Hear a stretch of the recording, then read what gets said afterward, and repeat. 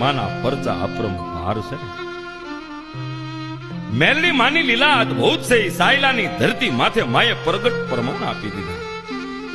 આંડા ભવાને જેટલી માને અમર વચન આપી દીધું, ભગવાન જેવો દીકરો થાય.